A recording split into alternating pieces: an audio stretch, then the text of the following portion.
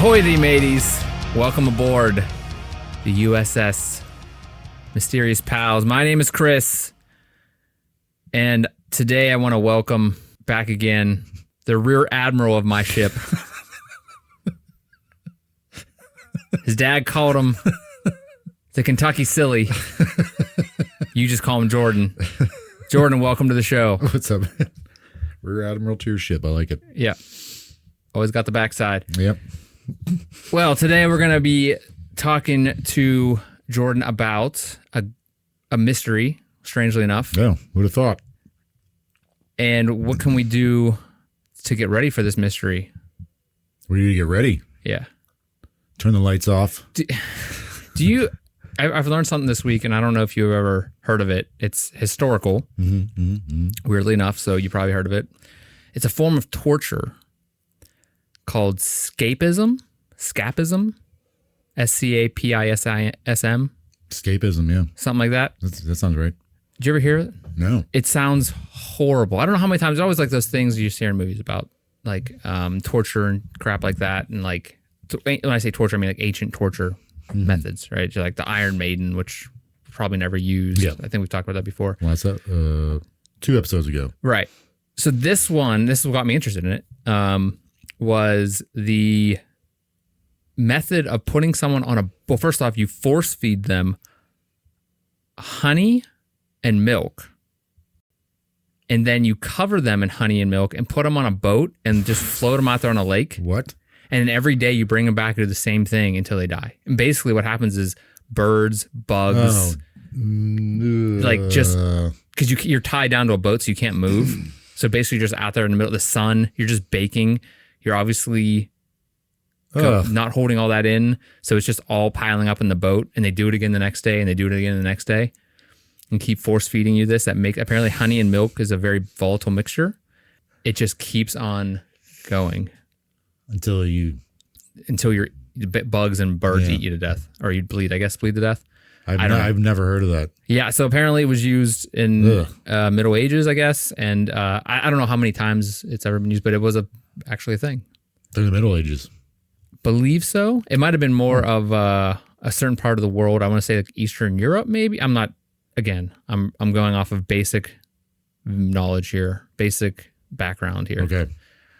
But it was, I guess it is a form of torture that has been noted throughout history, or is a part of history. No, thank you. No. That sounds like one of the worst ways to go. In this, other than like drowning or. Yeah, in this thing, there was some horrible ones in there, like that, those kind of cages they hung over the ocean and stuff. You know, that would obviously be terrible because you can't really move and you're in a cage. I mean, for Henry Avery's boys, whenever they captured them. The pirates, yeah. Yeah, apparently that was a big thing in England back a long time ago. But it sounds terrible. Yeah, that would be awful. There's a lot of terrible ones. I mean, there's ones where they put you in a hole. Yeah. They just put you in a hole and you can't really lay down. You can only stand up. And they also just leave the other bodies down there. So you're standing in a hole with other bodies and it's just in the ground. So there's like water going in there and like they're not really feeding you or anything. And you can't lay down. You're just kind of propped up against the wall. I remember hearing, I think it was, I don't know if it was at Guantanamo Bay that we did this, but for prisoners that were interrogating, they would blast, was it Britney Spears or something like that? It was music, apparently. They also make you... Yeah, it was music, but like I could have sworn one of them was like a Britney Spears song just on loop over and over and over. I'd imagine it was something like that. There's also I think it was at Guantanamo. I think there's also one where they made you like, instead of like fully kneel down, you're kind of in that like crouch position. Oh, I guess that's another way. Ooh, because it's not going to kill you, but like it's not very comfortable. So there are terrible things out there in the world. But we're also going to talk about another terrible thing in the world. Speaking of torture, today we're going to ask the question: who was Jack the Tickler? No, sorry, Jack the Ripper. Jack the Ripper. Now he was Jack the Tickler. I forgot my glasses. Yeah, the Ripper and Tickler, the same words. Jack the Ripper was around in 1888 during the Victorian-era London. So during this time, there's advancements in science technology. The biggest thing is the Industrial Revolution was part of this. This greatly helped Great Britain's economy, which because of this industrialization brought in a big influx of immigrant workers. But specifically when we're talking about Jack the Ripper, we're dealing with Whitechapel, which is in London's East End, kind of near near the London docks. Okay. Do you know what the 3 forms of production are? Forms of production? For manufacturing specifically. Oh, shoot. Not off the top of my head. I knew this at one point. What are they? Well, the second one's mechanization, which was the Industrial Revolution. Okay. And then the first one would be, using our hands, human power. Oh. Third one is total autonomy or automation. So what are the 3 forms of production? To produce goods and services, or Gotcha. produce goods was, human power, where we just were cutting down trees ourselves. Then we had a chainsaw, and then we're gonna have a robot go out and cut down that tree ourselves, which is what currently is happening in our society, and we're going through an automation revolution. Definitely are. I don't think people would really know it until I think with the Industrial Revolution, they wouldn't know they were in the Industrial Revolution. It's not like, it's like one of those things where we don't really know we're in that time until they get far enough away and they're like, hey, this is like the information age. Yeah, it's a gradual thing. Yeah. I'd imagine, right? It's not like all of a sudden one day, hey, I'm working in a factory. How did I get here? It's like a gradual thing, like with the assembly line and stuff like that. It happens over time. So again, we're in 1888, Victorian-era London. I'm sure most people know about Jack the Ripper. Or have heard his name, at least. Of course, yeah. I've heard Jack the Ripper. I have no idea what happened. Yeah. So it's a series of murders. I didn't know this. It was called the Autumn of Terror. Autumn of Terror. That's a pretty rad metal band name. Yeah. It's a metal band or name. a really good album by a really rad metal band. Yeah. The gruesome killings sparked national fear. Letters written by Jack the Ripper, who had intimate knowledge of the murders, were sent to the police and newspapers, taunting the police. When I say intimate, supposedly had first-hand knowledge of some of the murders that took place. And one of the reasons why this is such a international thing to this day is he was never caught. Is it kind of like the Zodiac killer type of thing? Almost exactly like that, yeah. Where they wrote it's something with letters, right? Yeah. Again, I know nothing about it. The Zodiac did the cryptograms, which I think we talked about before. He'd send in the newspapers cryptography or something like that, where it's simple, certain symbols mean certain words, and basically was taunting the police. Jack the Ripper was writing letters to the police? He's writing letters. Didn't use cryptography or cryptograms or anything. It was word English saying, I'm doing this, I'm doing that. Now these are heavily considered or heavily scrutinized. Scrutinized. Thank you. A lot of them think they're hoax. He wrote, apparently the police and the newspapers got 200 letters during this time saying people claim they're Jack the Ripper. There's 3 big ones that are considered most notable. I mean, they're in Victoria, England. There's nothing really going on. So it's you just write some letters because you got nothing. Literally nothing else. You're either going to go to work, you're going to die. Right. There's really nothing else going on. Right. And especially in this particular area. So it's Whitechapel, 1888. The population around that time is around 80,000. It's mostly working class, but it had huge issues with overcrowding and poverty. So it's very low income kind of area. A lot of people resulted in crime just to stay alive and survive, like petty thefts, robberies. A lot of women went to prostitution just to support themselves. A lot of people are living in they call them lodgings and sharing rooms with other people. It's kind of like the basically living day to day. Almost. It's like that. Please, sir, I might have some more. Is that the same? I think was that Victorian? It might have been. Again, yeah. That wasn't Whitechapel. That was Charles Dickens. We established. I know I think nothing Charles about. Dickens was around this time. Charlie D. I have no idea who Charlie D is. I've heard the name. Good old Charlie D. Charlie D. Writing that stuff up. Is that the guy that? About the poor boys. Is that the guy that wrote all the plays? He did Great Expectations, right? Did you do Great Expectations? How would I know that? I have no idea who that person is. Great Expectations. Sounds like a bad movie. Well, it was they did make a bad movie. Actually, I liked the movie they made in the 90s. But it was a 90s movie? Like a rom-com? Was Jennifer Aniston in it? No, it was Ethan Hawke. Oh, well, come on, Ethan. He was good. Robert De Niro was in it. Gwyneth Paltrow was in it. I liked it, but a lot of people crapped all over it. They had other iterations before that because this is, In the 90s, if you don't have Jennifer Aniston, you can go to hell. I don't think... Or wait... This came out when Friends was out. I know that because I think it came out 1995, but I don't think she was at the height. She might not have been sought after just yet in Hollywood. I don't think she's sought after. Why the hell do I didn't even know this?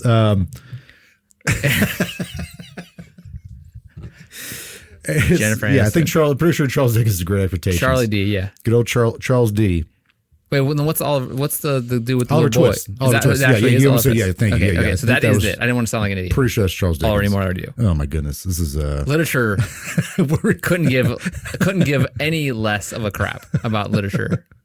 So since there's mass overcrowding, poverty, there's extremely high crime rate and tons of prostitution going on in this area. There's, like I said earlier, there's a large amount of immigrant people coming around here, mostly Jewish and Irish. I guess the Jews were having some issues in Ukraine because they were anti-Semitism over the fact that there's an assassination attempt on the Tsar in Russia.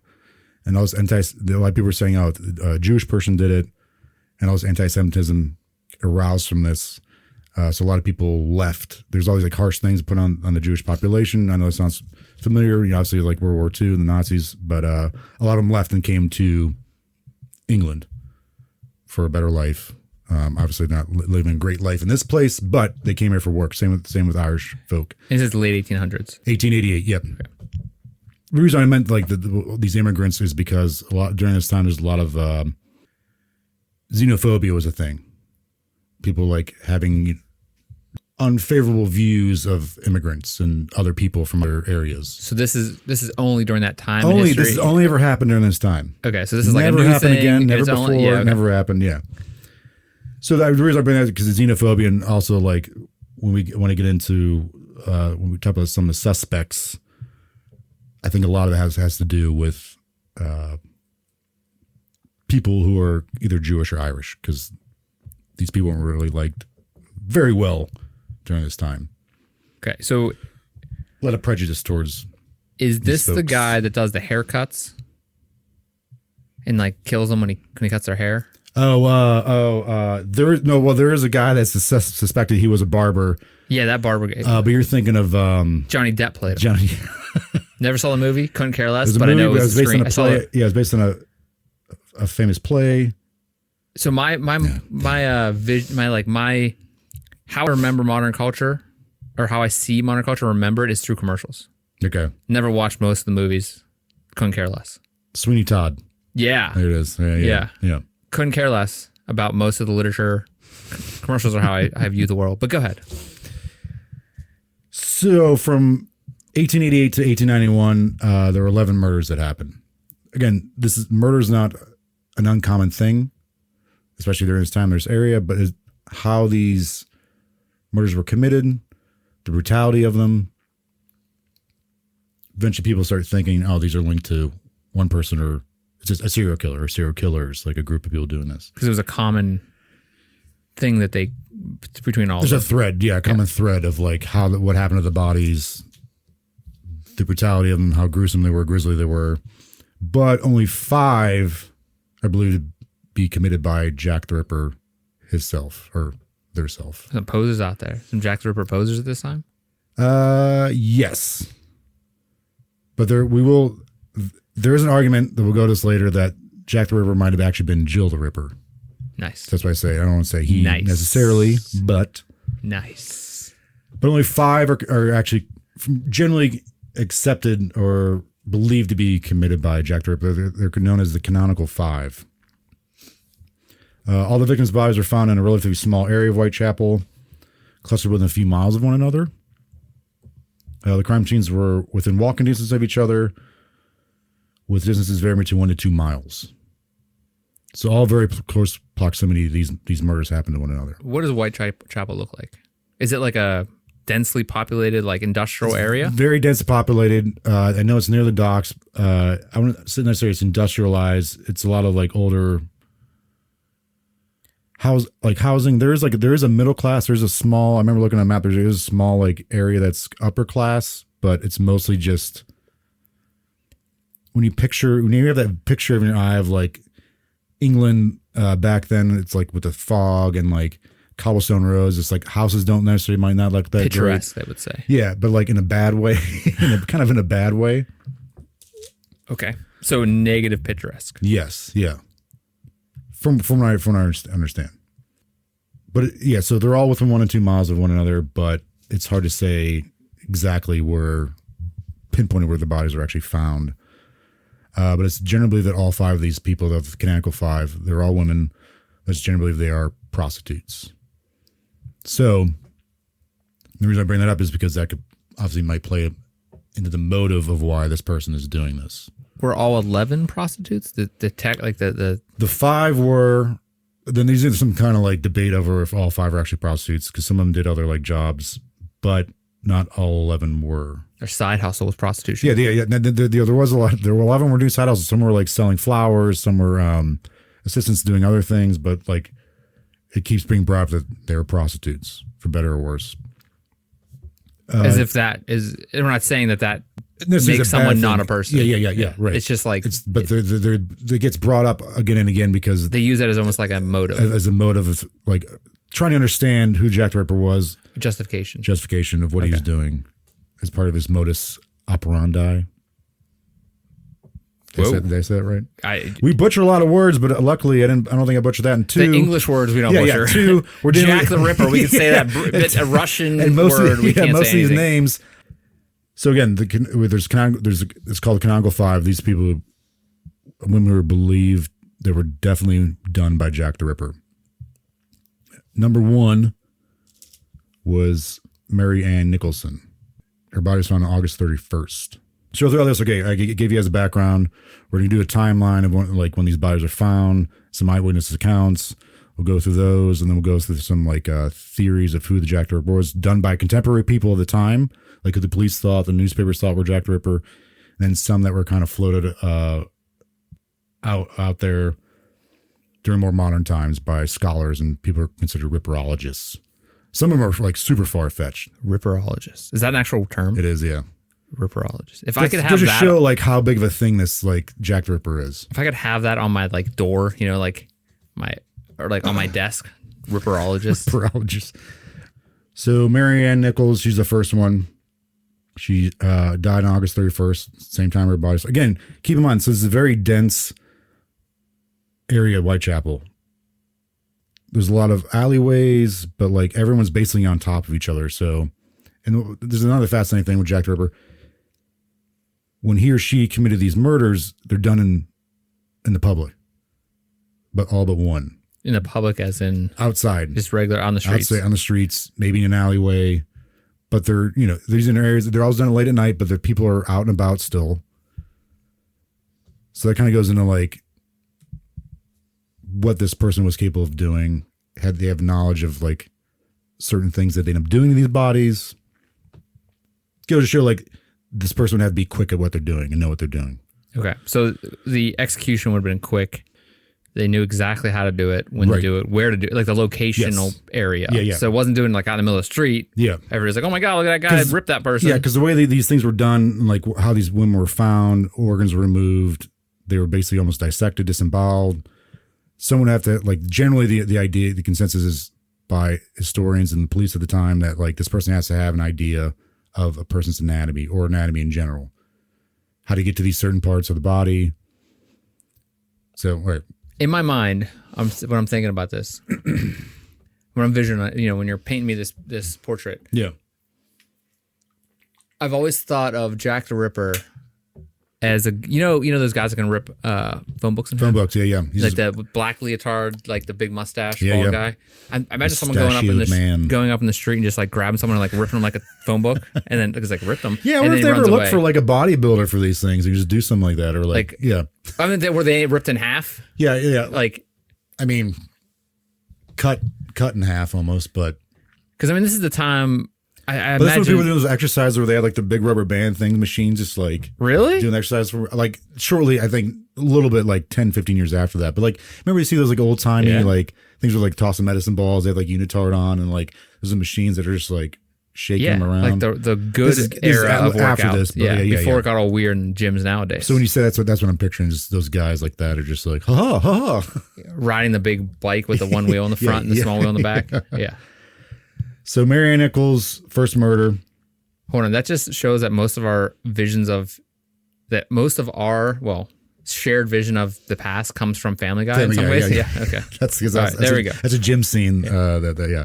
Literature movies. Couldn't remember that. Couldn't remember any of that crap. You tell me a Family Guy, I'm up on it. Good. So she's seen it about an hour before her body was found. She was meeting with a friend. She goes out to make some money to cover her rent. This was late at night. Two men, Charles Cross and Robert Paul, found her body around 3:40 a.m. outside of a gated stable entrance. This is so I laughed when I read this. It's so messed up, but I think it just kind of perfectly characterized the time. Okay, so these men find the body. Despite the fact that they still believe she's breathing, they decide to leave because they don't want to be late for work.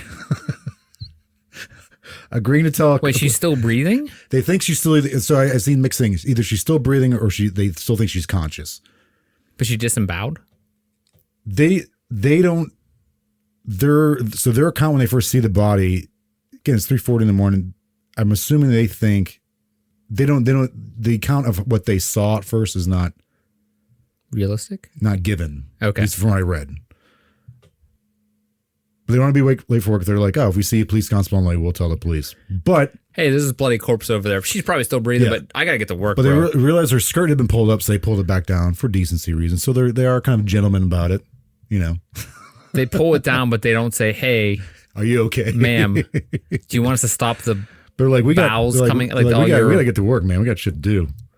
So I was like, I read that, I was like, I laughed, but I was like, that's super messed up because this poor woman's dead. But I was like, that shows like the mindset of some of the people during this time, because I feel like this is a rampant thing. You see, like you constantly see someone pass on the ground because alcoholism was kind of rampant around this time, especially in this like like sleeping one off. And yeah.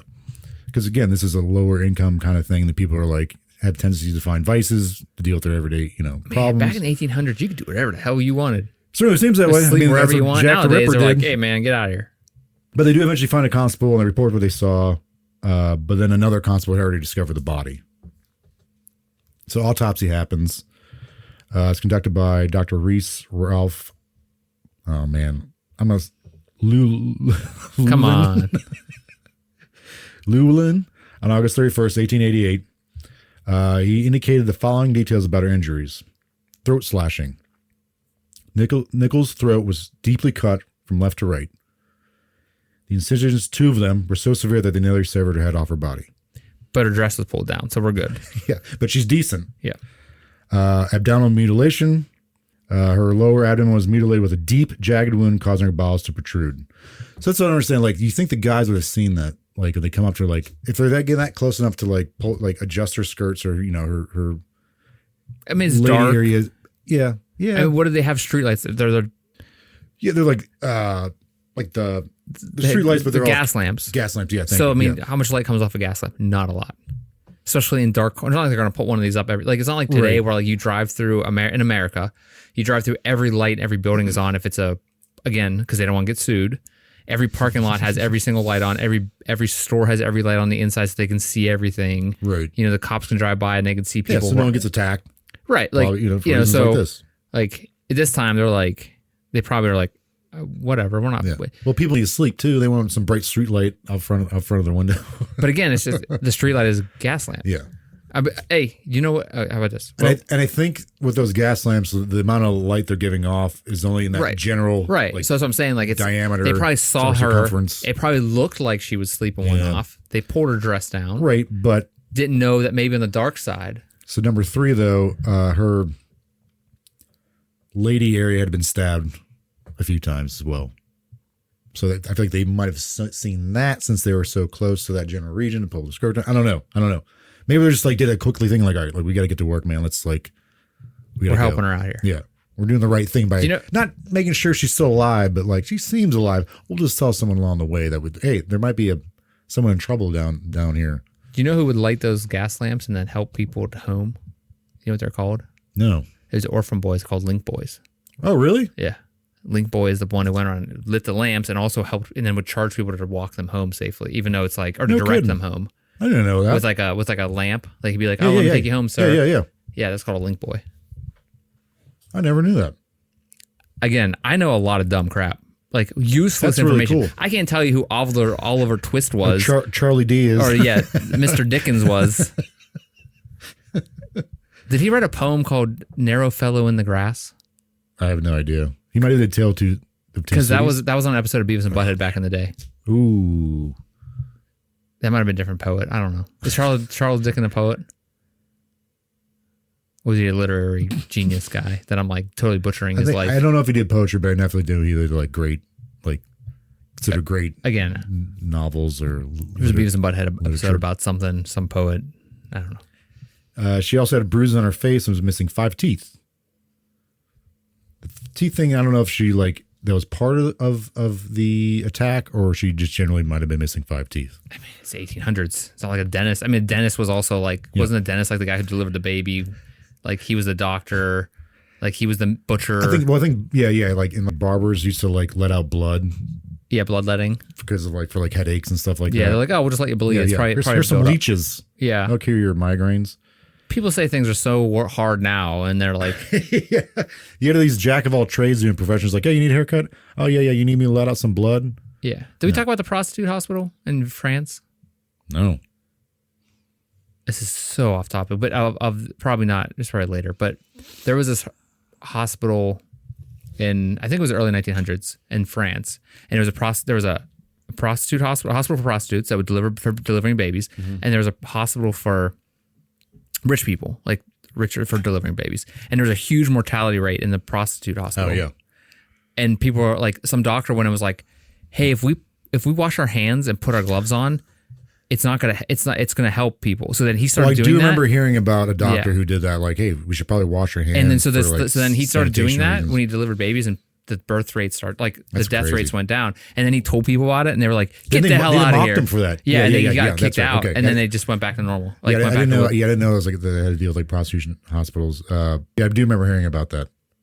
Hey, just wash your hands. Or put on a pair of gloves. Or it wasn't until like the 50s they were still smoking in the hospital. Like, maybe we shouldn't do this. Wash your hands, put gloves on, stop smoking. Yeah. Weird. Prostitutes. Go. Prostitutes, here we go.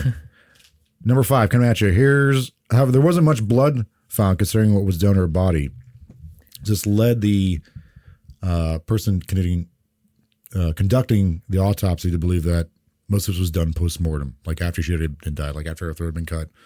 Because if she's still alive, blood's still pumping, I'm assuming. I'm not like a scientist or doctor or anything like that, but like I'm assuming the blood's still pumping because she's alive, and you're like doing all these things, her blood would be splattering everywhere. That's what I'm gathering from this. But this guy knows better than I do. I don't know anything about blood or splatter. But she is believed to only been dead for 30 minutes. Whenever what? When the body was found. Okay, when the guys found him, or when the cop found her? Well, when the guys found her. Okay. So that's August 31st. 1888. Marianne Nichols. September 8th. So about a week later, Annie Chapman. She's last seen by Elizabeth Long, who was on her way to work, claimed to see Annie at 5:30 in the morning with a man, 30 minutes before her body was discovered. The man's back was towards Elizabeth, so Elizabeth couldn't get a good view of what the man looked like. But she hears the man ask, "Will you?" And Annie replies, "Yes."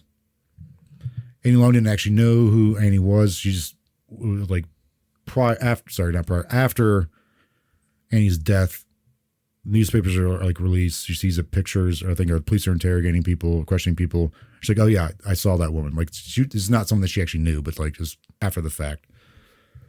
And then she was last seen by someone who knew her around 1:30, but she was last seen by someone who knew her around 30. So this woman saw her at 5:30 with this man, but she was last seen by someone she actually knew by 1:30. It was at the boarding house she was at. She left to make more money in order to be able to keep her room. So there's a common thing where like, I have to go out at night, work, make some money. Because again, they're living day by day, trying to pay rent every day to like survive. Yeah. Yeah. So they're just trying to survive. Yeah. Right around the same time at 5:30 a.m. when this Elizabeth woman saw Annie interacting with a man. And Albert Kadash, who lives close to where Annie's body was found, hears a woman yell, "No," followed by the sound of something falling on a fence beside his house. So he apparently went to go to his outhouse to pee. Oh my God, our outhouse would suck so bad. And again, these aren't like big houses, like narrow Are these apartments? Both of them are apartments, yeah. Like just Okay. you're living on top of one another. And you have an You outhouse probably only still? have you probably have like a single room, but I think this guy might have actually his own house. But 18. like when you say house, it's not like this grand thing. So apparently his outhouse is in his backyard, which shared a fence. Another side of the fence was where Annie was seen by that Elizabeth lady with this man, and they're having this conversation. He says, "Will you do this?" And she says, "Yes." And then shortly, right around the same time, he hears a woman yell, "No," followed by something falling on the fence beside his house. Falling on the fence. Yeah, like something was like smash, like as if through the fence or on it? on it, as if like someone had like fallen over on the fence. Okay.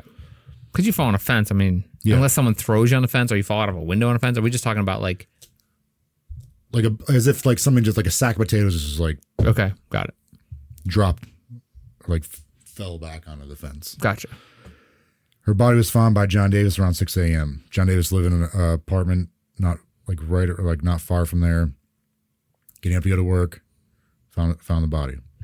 A leather apron was later discovered nearby in a water bowl next to a water tap. So one of the Jack the Ripper got that moniker Jack the Ripper, people were using leather apron. I think because of this. They were calling him Leather Apron? Yeah. There's like it was called the Whitechapel Murderer, Leather Apron, or L.A. Jack the Ripper. What you up, boy? Rip it up. The autopsy conducted by Dr. George Baxter Phillips, and this guy does a couple other, the primary, he doesn't do the first autopsies, but he takes part in other bodies that were found later on.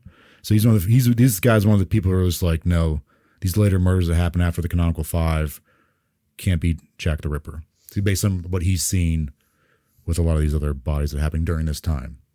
Okay. So he's the one who kind of was like, this is his modus. Yeah, someone like that. Yeah.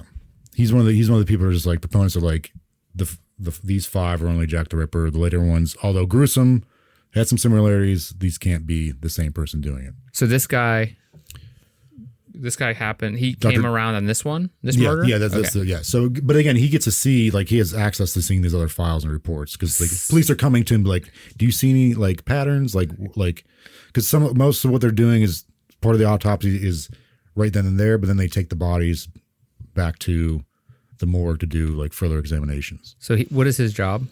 He's a coroner. Okay, this I guy, believe like whatever that would have been considered during this back then. Yeah, and this is his second murder. the second murder. This is the first one he's doing though. Okay. He gives several details. Throat slashing. Chapman's throat was slashed deeply from left to right twice, similar to the pattern that was on Mary Nichols.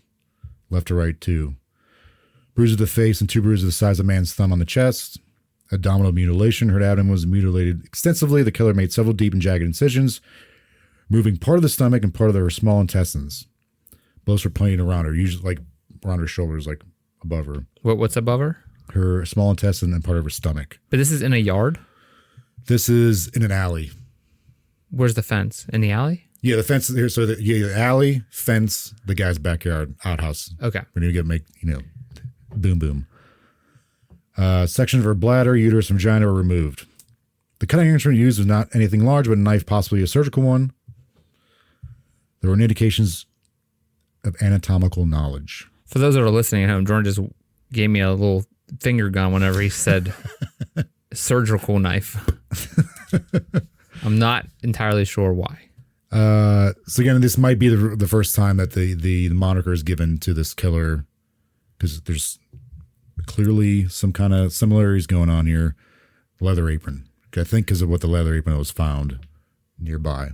This guy did this in the when the fence got hit. Mm-hmm. How much longer was it until the guy went to the bathroom? Within a matter of minutes, because when Elizabeth who saw Annie Yes. talking, she said she heard the chiming of some local like church bell, which meant 5:30 in the morning. The guy who went up to the bathroom was a matter of like seconds or within a minute. Then he heard the woman yell no, and then the fence. How did he do that this quickly?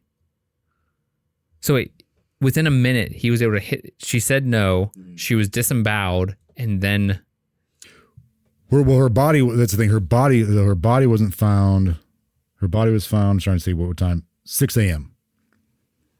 So he could have cut her. He could have this. So when the guy going to the bathroom heard this, he could have thrown her up against the fence or had just cut her throat, keeping her from talking. So again, maybe within 30 minutes, he did all this stuff. Okay. Probably quicker. But not outside? It was outside. Okay. So he did this all... Like in an alley yeah. So this is the second time that there's a string, that they're starting to see a pattern, both done outside.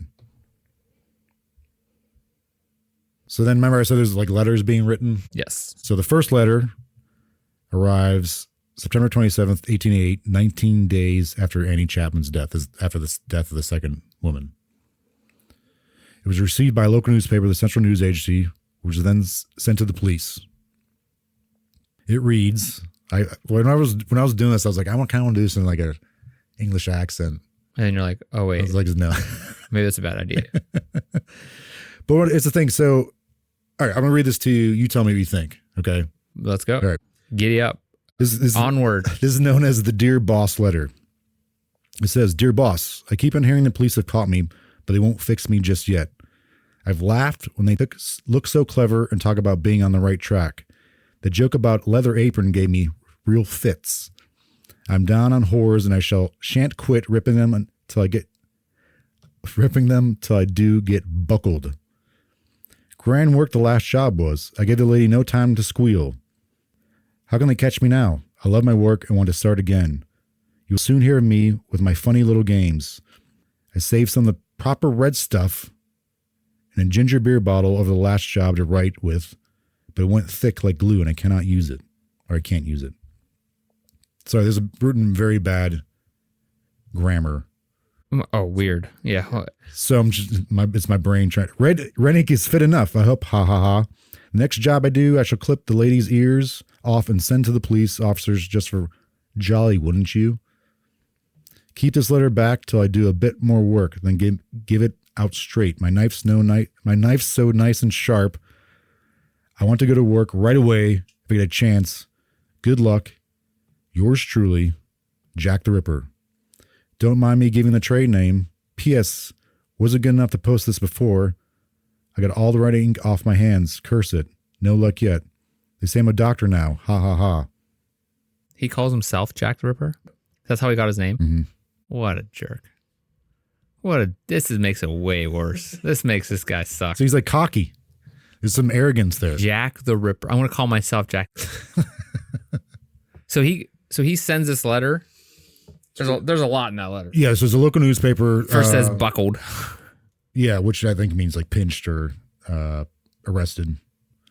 But he sends this to his newspaper. The Central News Agency was kind of like known to be a sensationalist newspaper.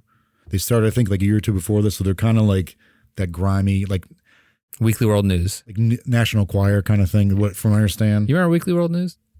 No, it was like in the grocery store was like always there, and it was like Bat Boy. Oh, see, that was National Enquirer. Okay, right, yeah. Weekly World News. I don't know what happened to that, but someone gives birth to Bat Boy. Yeah, remember that face? Yeah. Okay, so specifically sends us to this newspaper. That kind of jumped out at me. But over the whole thing, like I'm assuming that this person's well educated.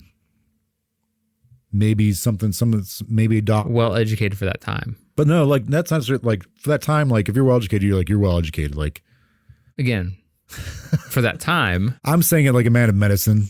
Yeah, so someone who'd studied medicine before, studied the body, based on the fact that they like the previous autopsy report, like the gentleman doing it said like this person has knowledge of anatomy. Yeah. Not necessarily mean human anatomy, but for when I read this, I was like, this person doesn't sound too educated. Yeah.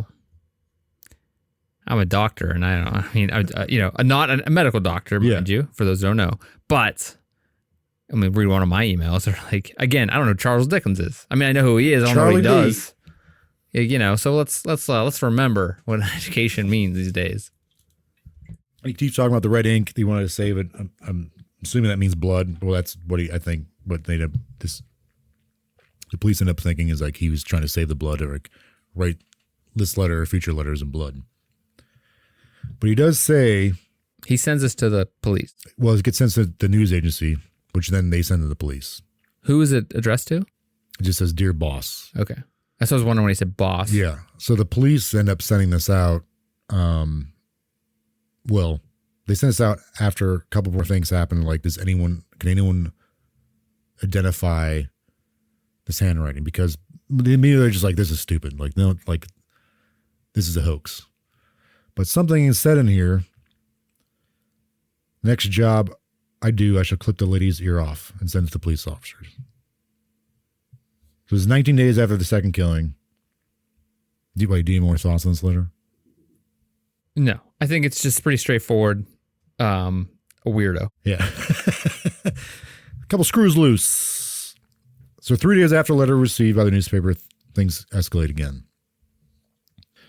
September 30th, 1888, the bodies of two more women are found. Elizabeth Stride and Catherine Eddowes. Catherine Stride, a little timeline of events here. Between 7 and 8 p.m., she leaves her lodging house after speaking with acquaintances. At 11 p.m., two laborers running a bar.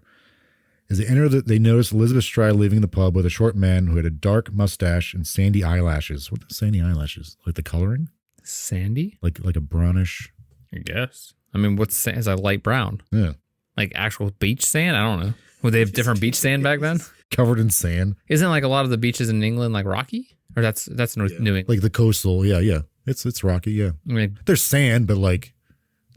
It's not like they dump sand like we do nowadays. The man was dressed in a billycock hat. What the hell? Oh, is that okay? Is that like a bowler hat? I think so, yeah. They have a way better name for it. A suit and a coat. One of the men who saw these, his name's Jay Best. Best recalled they had just been served inside the pub and left when we arrived. It was raining heavily and they seemed unwilling to go out. The man was embracing her intimately and kissing.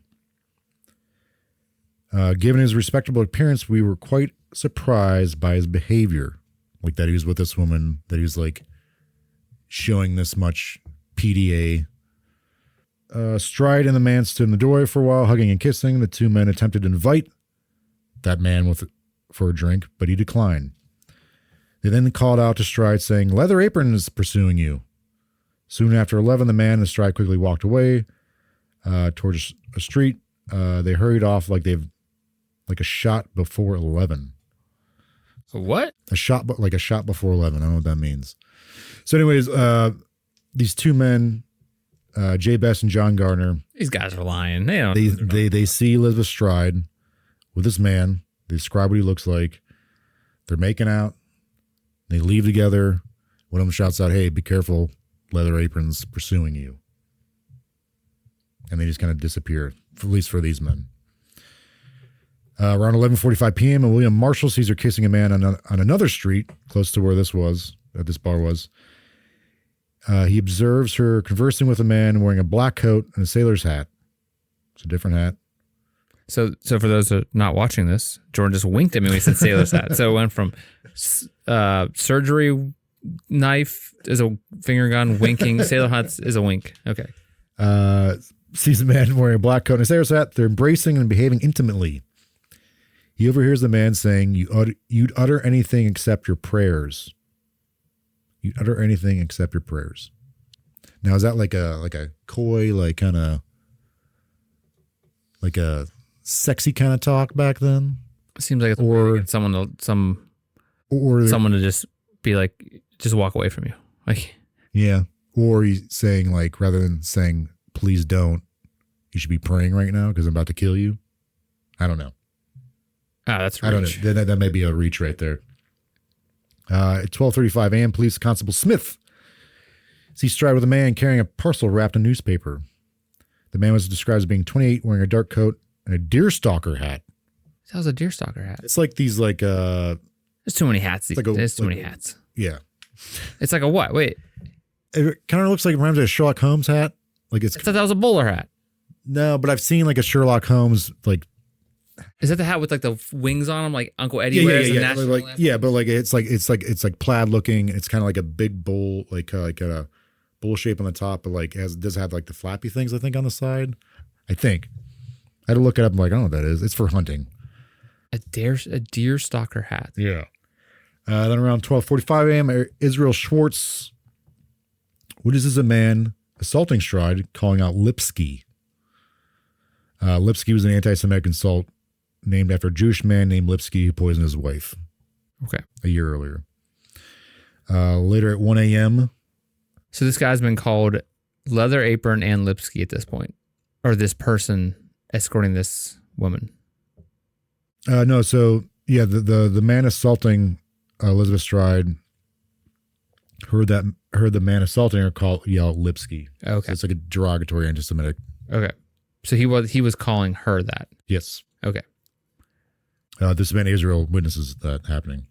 Later at 1 a.m., a Louis Diemschutz enters a narrow yard between houses with his horse. His horse is startled and refuses to proceed. Wondering what's going on with his horse, he then discovers Stride's body, still warm, with her throat cut. Still warm? How does he know that? He touched it. It's crazy that you're talking about the size of this place and there are people still riding horses.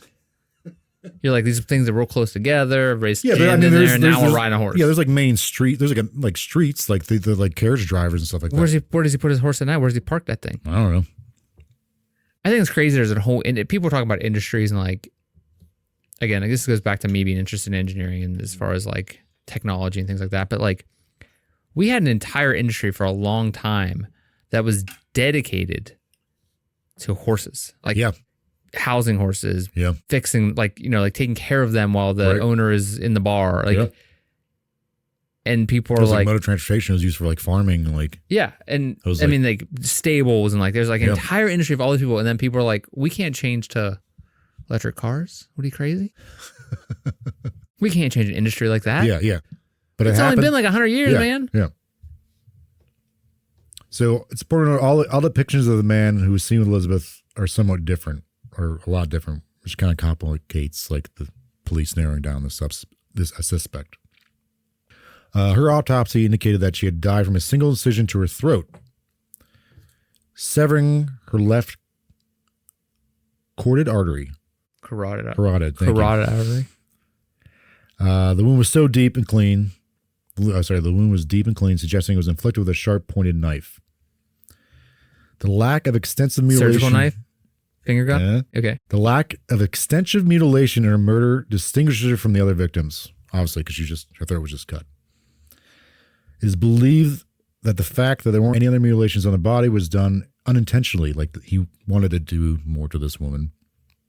But the man with his horse, Louis, he believed Jack was still in the area when he found the body. Interrupted it. Yep. Okay. Due to his horse's behavior and the body was still warm. So Jack was perhaps interrupted by this man. So he heard the horse coming and was like, oh, crap. Yeah. And just like, jigs up. Gotta go. Off. Yeah. So then Catherine Eddowes, remember this is the same night. This is kind of like her timeline. 8 p.m. she's arrested for being drunk and passed out in the street. Again, like this is something. They're arresting people for that? I thought they just pass out in the street everywhere. But I guess there's a crowd surrounded around her. So maybe it was like causing a scene like, oh, you're being disruptive, but you're passed out. I don't know. Gotcha. 1 a.m. Gotcha. So she gets arrested. 1 a.m. she's released for being sober. And the constable at Rooster knows that she's going in the direction, rather than going in the direction of where she was staying, she's going in the direction of where she was found passed out. She's going like, rather than like, go home. You seem sober, go home. And she goes back. She goes back to like in the direction of where she was found passed out. They got her up, I guess, from where she was passed out. Yeah. And they say go home, but does she instantly just turn around? No. So they got her up, put her in jail. At 8 p.m. they picked her up. At 1 a.m. they released her like, she's sober now, you can go home. Gotcha. That was a kind of a common thing. Rather than getting like a ticket, like we'll just bring you in till you sober up. Gotcha. So it don't hurt you. You don't have MS. 1:35 a.m. Joseph Lawland, Joseph Chaim Levy, and Harry Harris exit a bar. They observe Catherine Eddowes talking to a man. She stands facing him with her hand resting on his chest, but not in a manner suggesting resistance. So they see him as you're touching some dude's chest. Long describes the man as approximately 30 years old, 5 feet 7 inches tall, fair complexion, and sporting a medium build. He wears a loosely fitted pepper and salt colored jacket, a gray cloth cap, and a matching peak on the cap, and a reddish handkerchief knotted around his neck. Overall, they say he believes the appears to be a sailor. Are you going to give me another finger down? Or no, that's a wink. 1:45 a.m., a constable finds Catherine's body. Her autopsy revealed that she died due to a deep slash across her throat, severing her windpipe and major blood vessels. Much of her face had been severely cut, including her face and legs. Sorry, much of her face had been cut, and a lot of her body's been cut severely around the face, like part of her nose is hanging off. Her thighs are cut up. She had been cut vertically open on the front of her body, from like down her pelvis up through her chest. Her left kidney and a portion of her uterus were removed by the killer. Also, a piece of her ear was removed. So, okay. So she's cut. Well, the other one's cut up in the face? Not in the face, no. So this is like a new step. There's bruises. Okay, so now he's cutting them instead of beating them in the face. No, I mean, he'd been cutting them, but yeah, in the face, yes. Okay, so this is another step in that. He's still doing the same. It seems like it's escalating. Disemboweling. Yeah, it seems like it's escalating each time. Okay. So yeah, a piece of her ear was removed. Since the Dear Boss letter mentions that the next victim had a severed ear, the police take it, as well as the author, seriously. This is when they start sending out. They have the newspapers publish the letter, hoping that someone would recognize the handwriting. So day after this, on October 1st, 1888, a postcard arrived at the Central News Agency, the same place that was that the first letter went to. It's named the Saucy Jack postcard. Saucy Jack postcard. Nice. Wait. I thought he was Jack the Ripper. But they call it the Saucy Jack postcard, I think, because of what he says in it. Okay. I was not kidding, dear old boss, when I gave you the tip. You hear about Saucy Jack's work tomorrow. Double event this time. Number one squealed a bit. Couldn't finish straight off. Not the time to get ears for police. Thanks for keeping that last letter back till I got to work again, Jack the Ripper. This is apparently written in the same handwriting. So he does call himself Saucy Jack. And Jack the Ripper. Yeah. It's not just making crap up. He's just throwing all kind of names out there. Yeah. Sorry, there's another letter that comes along, which I got these two confused. This is written in the same handwriting. Then October 16th, 1888, George Lusk. So I think after the first or second murder that were identified as being done by a serial killer, a vigilante group forms, like in Whitechapel, because people are starting to get like kind of impatient with the police, not really coming up with anything. So on October 16th, 1888, George Lusk, who's the head of this vigilante group, receives a letter at his home with a piece of human kidney in it. This is named the From Hell letter. How do you know it was a piece of kidney? Or that it was human kidney? Nice. So the letter starts off saying, "From hell, Mr. Lusk, sir, I send you half the kidney I took from one woman and preserved it for you, other piece. I fried and ate it. It was very nice. I may send you the bloody knife that took it out. You only wait a while longer. Signed, Catch Me If You Can." Another Leo called. Another Leo. There he is. Mr. Lusk. So that partial kidney is believed to belong to Catherine Eddowes, because I think the coroner looked at it and said like this possibly could have been from her body. Was she missing part of her kidney? Okay. But the handwriting doesn't match the previous two on this one. He doesn't call himself Jack the Ripper. Yeah. But also, what did he say in there again? I said you half the kidney I took from one woman and preserved it for you. Yeah. So this one, it was wrapped like it was soaking in wine. Okay. Kidney was like preserve it. Gotcha. And he fried and ate part of it as well. Who did? Jack the Ripper. Okay. He's saying. He said that in the letter? Yeah. Okay. Yeah. I fried it and ate it. It was very nice. I may send you the bloody knife that took it out, but only if you wait a while longer. Signed, Catch Me If You Can, Mr. Lusk. Catch you if you can. Catch me if I can. That's Leo. Yeah. Right there. He's still, I was in our hearts. But yeah, again, these three are the most notable. But again, this one was not in the same handwriting. It's not until November 8th, 1888, that the next murder, the murder of Mary Jane Kelly happens. What was the date on that again? November 9th. So there's a significant amount of time between the last one was the double one on September. It's still happening so quickly. The first one was in August, right? And this is November. Yeah. So the first two were only a week apart. The second two were the same night, but this one, the second two were on September 30th. So this one there's like a significant amount of time maybe between the two girls that previously died and this one, because this is November 9th now. Now there's some letters that came in, but again, it's believed that these weren't written, like one might not have been written by Jack the Ripper. He's got to get some time to he has to decompress. Right. Maybe he had a double shift. He ain't got time for that. Got murdering to do. Yeah, he's a man about town. Yeah. Got bills to pay. Bowler hats and what are those, the other, the deerstalker hat? Deerstalker, yeah. So not again until November 9th, like 1888. So it's all in the same year, all in the same season. Oh, that's why I call it Autumn of Terror.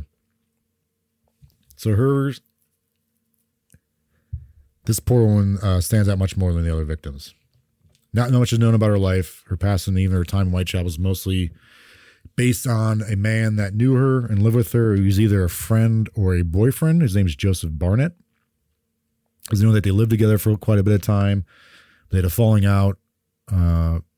It's believed it started from an argument because they were sharing a room. And apparently Mary Kelly kept inviting other women to stay with her, like other prostitutes to stay with her, just to help him out. But he's like, I don't want to do this. It's one single room. We have the one bed. So he's kind of annoyed by this. So he ends up leaving, gets his own place, but they still kept in contact. He still was helping her pay her rent for that room. That's kind of the one that sticks out, is like not really much to know about her past other than what this man has to say. The second thing is that the way she was murdered and the state in which her body was found. So these other ones are, gruesome, but this one's much more gruesome than the others. Also, unlike the other women who were found outside in the middle of the street or an alley, this was done inside a room. Like inside. So it wasn't outside. It was inside. And the fact that she was living alone probably allowed the killer to have more time to do what he did to her. So this is this lady that was helping other prostitutes. Yeah. Okay. So she's the one. And I've seen like people say, "Oh, it wasn't necessarily that Barnett was mad that she was helping out these other prostitutes. He's mad that like he might have actually had feelings for her. They actually were boyfriend and girlfriend, but she might have also been a lesbian, and he didn't like the fact that like this is going on because he loved her." I've seen it's been various things, but regardless, they have an argument and he moves out. So she's living in this place alone. So she's living in this place alone. Her murder was much more gruesome than the other ones. She was seen multiple times the night before, the morning of. She's out at one point trying to get money for rent, which is common theme, unfortunately, for these women. One of the most notable sightings being when she was seen with a stout man, fully dressed, around 5.5 feet tall, with an orange mustache and a blotchy face. Orange mustache? Orange mustache. What about those eyebrows? Are they sandy? Was it a sandy mustache? Was it? It seems like every time you bring up like the kind of last scene with this type, it seems like they're all a little different. Yes. Yeah. Which is what is ultimately confuses the hell out of all these inspectors and people today. Like there's no, like they seem to be generally around the same height, but like there's the clothes they're describing, their facial hair, even like this person has a blotchy face. One has an orange mustache, the other guy's like a black mustache. One has sandy eyebrows. Like these conflicting reports. Like again, if these are women who are actually prostitutes or trying to make money, they could have been seen with different men at different times by different people who are just like were Johns, like guys trying to get some. This was around midnight that this man was seen. The other being around 2 a.m., a witness sees a man and Kelly exchange words. Kelly says, "All right." The man says, "You will be all right for what I have told you." I don't know what that can mean. And the two walk away together. This man has a pale complexion, slight upturned mustache, dark hair, dark eyes, bushy eyebrows, and is of Jewish appearance. The man wears a felt hat, a long dark coat, a white collar, and black necktie with a horseshoe pin. He carries a small package and kid gloves. He's around 5'6", 5'7" tall. He's around 35 to 36 years old. So could this be the xenophobia coming back in too? That's some case. I do think that's like a lot of this, like the Jewish appearance thing. Or it actually, the Jack the Ripper was actually a Jewish person. Yeah. But yeah. It seems like there's too many. There's a lot of like different sightings. It seems like nothing's reliable. No. Yeah. It's like I know some of these people on their way to work, but I guess I'm assuming some of these people might have been in their own right drunk. Right. And be like, that's another thing. It's nighttime, not in a city that's lit up very well. Right. So these are all it seems kind of unreliable sources. Not necessarily because of the people themselves, but like it's the fact that they're all very different. And at this time, inspectors really don't have like the way inspectors work now, or like investigators work now, is there's a very fine, like, the way you question people. We know, like, through data, we know what people say when they're witnessing a crash. There's plenty of examples of like they were very thorough. Like I was kind of the impression like they were just like, oh, what'd you see? And like, okay, thank you, they're going on business. But like, no, they were very, very thorough. Like, cause Scotland Yard gets involved, not just the Whitechapel police, but like the way they ask people and like keep on asking, like the way they ask the questions of like the questions are reworded. Like we do this in research and stuff like that. The way you word a question, and so investigators do the same thing. The way they word stuff. Yeah.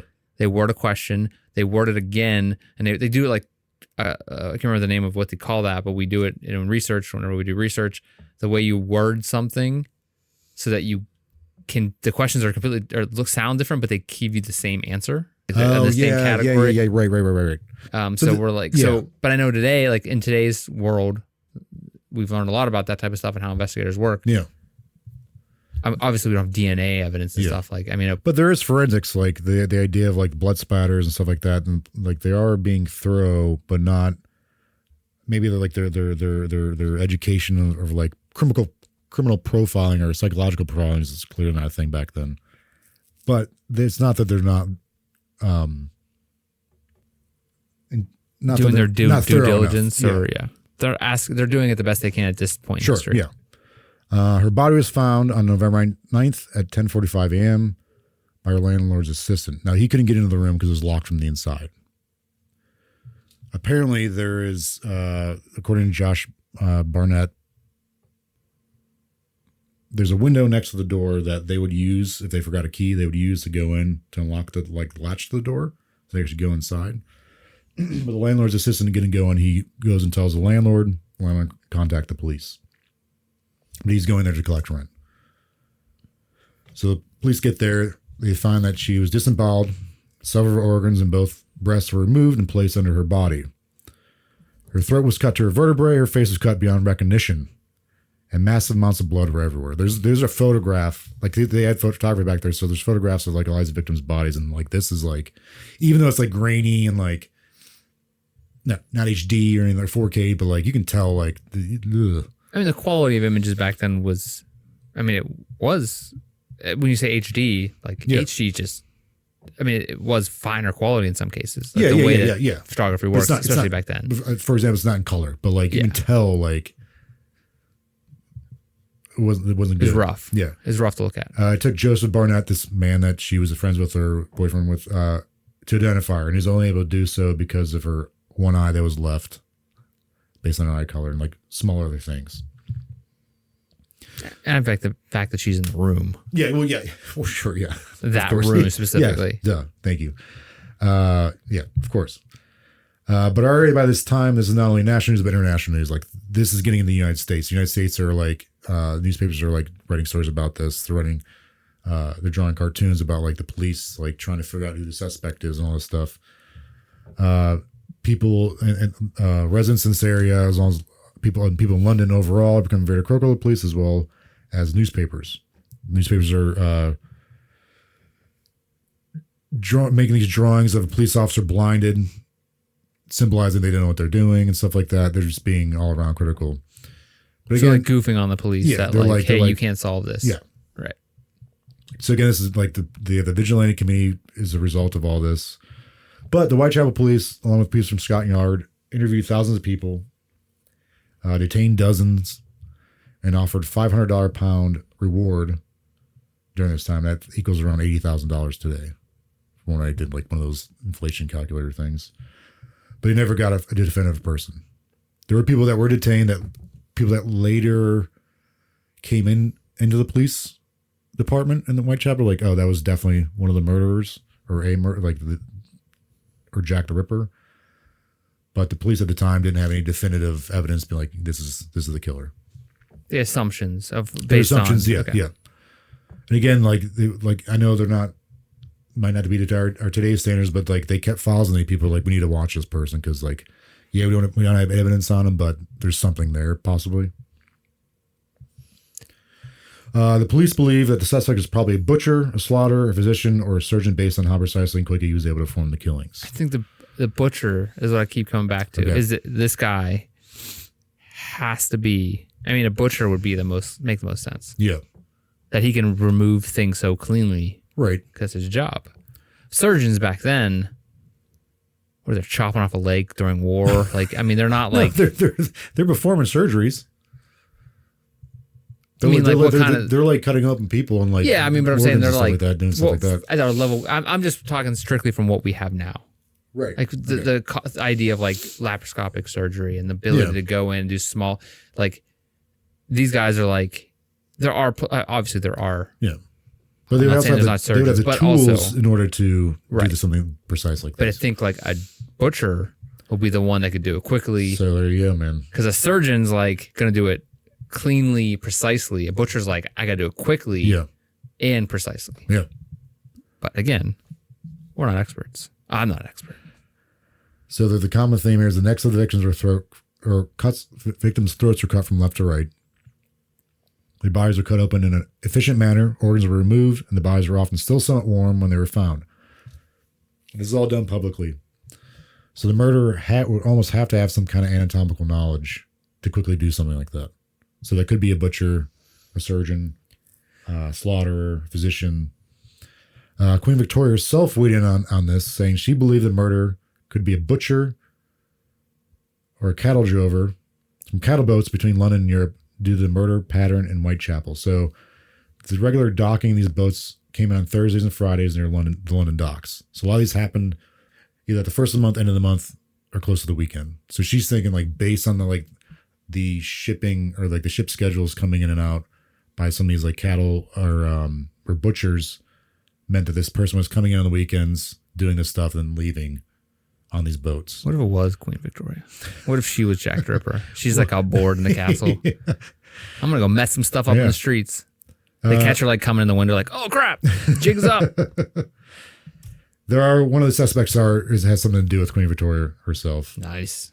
Wait, it has to do with her or is her? Thank you for being with us here today as we looked at the mystery of who was Jack the Ripper. Unfortunately, due to the length of this episode, we have decided to cut into 2 parts. The conclusion, part 2, will be released next week on YouTube and the podcast platform of your choice. If you're watching on YouTube and you enjoyed this episode, please subscribe. It really helps us out. If you're listening on a podcast feed, please give us a follow, leave us a comment, as it also helps us out. Again, thank you so much for being with us here today, and we look forward to seeing you next week in part 2 of Who Was Jack the Ripper? As always, stay mysterious.